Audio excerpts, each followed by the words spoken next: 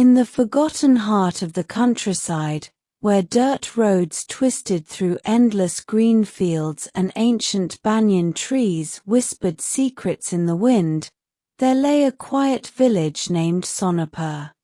Time moved slowly there, like the lazy flow of the river that passed its edge. In a small, weathered hut at the far end of the village lived Mew, a woman everyone called Doddy, though none were truly her grandchildren. She was old. No one knew her exact age, not even she. Some said she had lived long enough to see 3 generations rise and fall. Her skin was dark and wrinkled like dried bark, her eyes deep and calm like still water.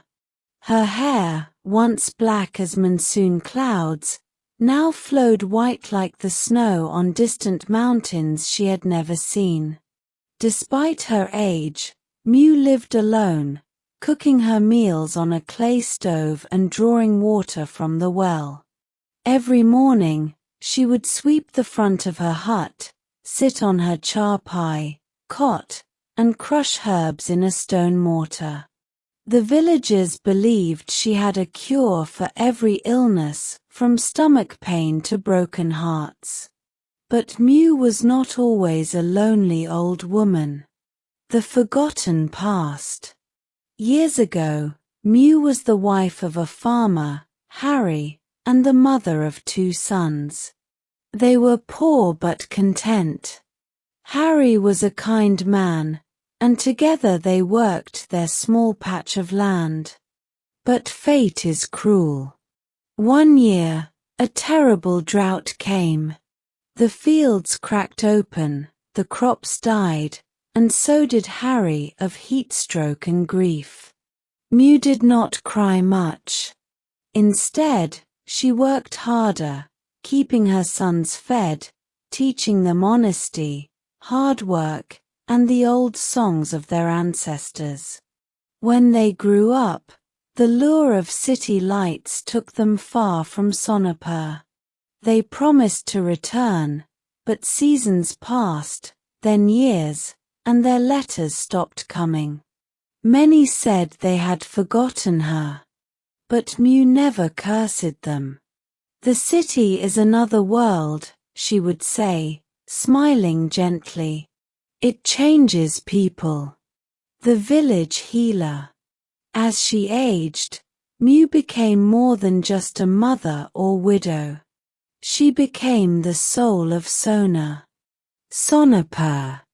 People came to her for more than medicine. They came for stories, blessings, advice. Children sat around her in the evenings as she told tales of talking crows, brave princesses, and the magic that once lived in the forests. Young women whispered to her about broken marriages and cruel in-laws. Young men came ashamed of their mistakes. And she always listened, never judging, only guiding. She had nothing, yet gave everything. Her home had no electricity, but it was always warm, lit by oil lamps and kindness. A visitor from the city. One day, a black car rolled into Sonapur, raising dust and curiosity. A tall, well-dressed man stepped out. He wore sunglasses, shiny shoes, and a look of hesitation.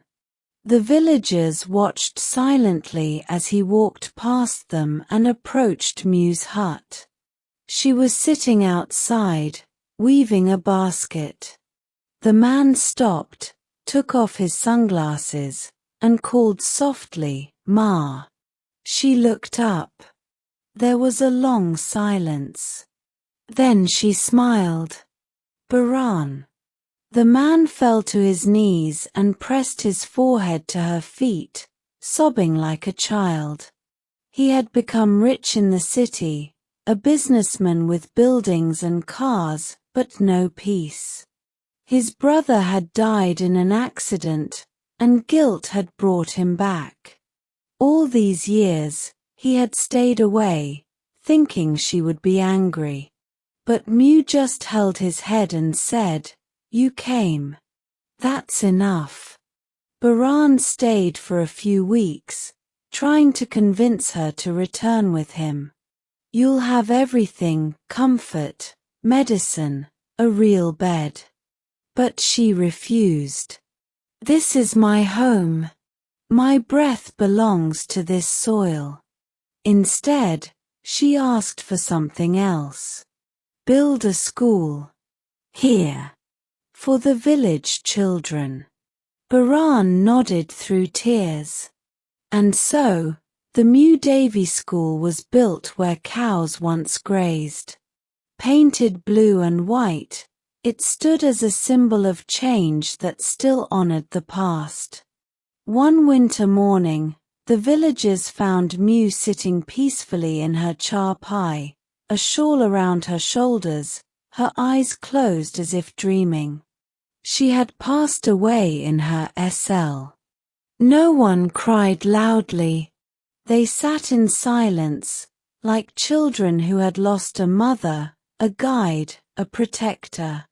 Baran lit her funeral pyre with trembling hands. And that night, though her hut was dark, 100 lamps glowed across Sonepur, in homes, in hearts, and in the new school where her photo smiled on. Moral of the story: sometimes, the most powerful people are not kings or leaders, but quiet souls who live simply and love deeply. They leave no monuments, but their kindness becomes the foundation of generations. Weathered, worn or aged by time, wind, or rain. Charpai, a traditional woven cot used for sleeping or sitting. Mortar, a bowl-shaped tool used for crushing or grinding herbs and spices. Drought, a long period without rain, causing dryness and crop failure. Grief, deep sadness, especially after losing someone you love. Blessings, kind or sacred wishes for someone's good and happiness. Hesitation, a pause before doing something, often because of uncertainty. Funeral pyre, a pile of wood on which a dead body is burned in traditional ceremonies. Generations, all the people born and living at about the same time, one after another. If you like my story, kindly subscribe my YouTube channel and share with others. Stay tuned for next story and improve your vocabulary. Thank you for watching.